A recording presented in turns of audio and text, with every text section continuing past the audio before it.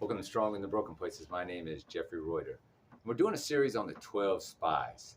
So far, we gave an overview on what the series is going to be about. We related the story of the 12 Spies, and we even talked about the metaphorical and symbolic Egypt as it related to the story 3,000 years ago and what it means for us today. Now, in this episode, we're going to talk about the wilderness. And then afterwards, in the following episodes, we're going to talk about the destructive power and negativity, giants, and mindset, because there are some different mindsets at play here with the 12 spies. But today, the wilderness. So the children of Israel, they left Egypt, and now they are in the wilderness, and they're about to enter the promised land. Now, this was way before they wandered 40 years in the desert, because God had fully intended on giving the children of Israel the promised land just as soon as they left Egypt. But like with any area of our life where we're leaving a place of bondage, when we're leaving a place of brokenness to a place of strength, that transition period just doesn't happen overnight. There's going to be some challenges along the way, and those challenges along the way are equivalent to the wilderness. So I just did 28 years in a form of Egypt, and I'm going to the promised land. I'm on my way to the promised land. And right now, my transition period, this transition period that I'm in right now, is a form of a wilderness. And it matters how I conduct myself at this time will determine whether or not I'm able to seize hold of that land of milk and honey, whether I'm able to grab that promised land, that land of abundance. See, one thing I know about this country that we live in, the United States, is that we are a land of milk and honey. There is opportunity here. There is abundance here, if you're looking for it. I know that also we could have the mindset that this is a land that devours its people. So I'm in this transition period, and I am looking for a job. I need transportation. I'm in a transition house. So soon I would like to move out of transition house and get my own place. I would like to have my own car here. I would like to have a job, a decent job, a job that challenges me, a job where I'm able to put who I am and my skill set into that job. So I'm looking for all these things, and it's difficult. You know, there's some hurdles I have to face. There's my background that I have to face. There are some real, there's always consequences to our actions. So I'm very mindful of that, and I'm feeling that right now.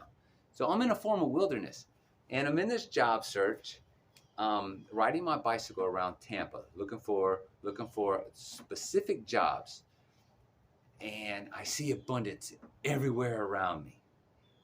Everything is just big buildings, big cars, people dressed nice. It's just there. I'm literally in the land of milk and honey. So am I going to seize on those opportunities that I have before me? Am I going to embrace that which I see? Or am I going to be stuck in a mindset? Am I going to be stuck thinking that there's just no way that I am able to achieve that because of where I just left from? And a lot of times that's how we are when we are trying to become strong in our broken places. Because when we leave an area of brokenness, whatever that area may be, addiction, bad diet, low self-esteem, infidelity, pornography, gambling, the trying to get a better job. We're stuck in a dead-end job and we want to get a better job. So wherever we may be that we just enumerated, wherever we're trying to leave from, wherever we're trying to get strong in, we just don't become sober overnight. We just don't do career development overnight. We may be able to stop our infidelity overnight, but those thoughts are still going to resonate with us. We're still going to cling on to that, especially when my significant other is still very upset with me about that infidelity. When I'm trying to change my diet, and I'm trying to eat healthy, and I'm trying to work out, and I'm facing those challenges, and I want that junk food. So there's that transition period, and that transition period is the wilderness. So just know when you want to get strong in your broken places, when you're leaving that area where you are broken to that area that you want to go, you're going to be in a wilderness. So we have to conduct ourselves when we're in that wilderness. We have to seize on that promises. We have to know what our plan is, and we have to strive towards that plan. We are always in a situation where we're around like-minded people. Put yourself in a situation with like-minded people who are striving to reach what you're trying to reach. There's small groups, there's helps, there are just people, family, relationships. Embrace those relationships while you're in your wilderness to get to that promised land, to get to the land of milk and honey, to get to that abundance.